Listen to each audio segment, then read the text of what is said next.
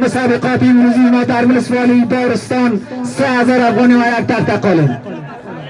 بیرق برین، بیرق.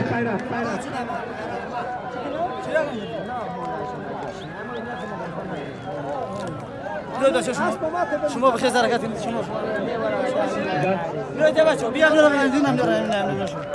نمی طرف شیدا کنیم.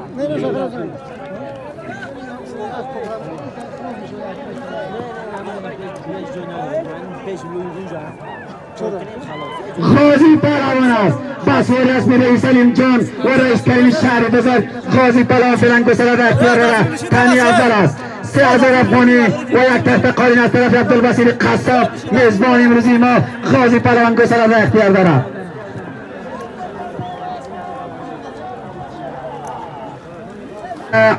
امتیازی بیرق تنی اول شناخته شد.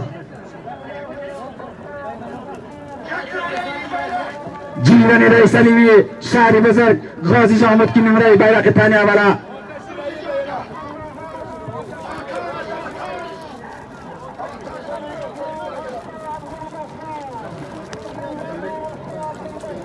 اسماعیلی افغانده شهر بزرگ $100 آمریکایی را به تنی اخیر امتیاز گذاشته از جوان شجاع و برومند و با همت ولسوال شهر بزرگ قلبا تشکر میکنیم که $100 آمریکایی را به تنی اخیر جایزه گذاشته.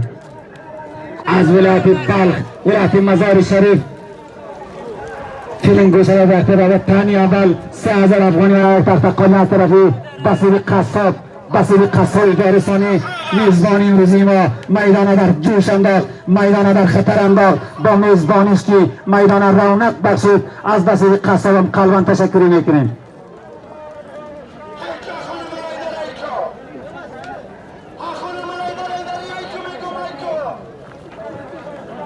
بصیری داداشور بسیطاره تامیر انجینر سوی فاضل سمین تنی اول از آن خود سال تشویق کنن بصیری داداشور با ستاره تامیر انجینر سوی فاضل سمین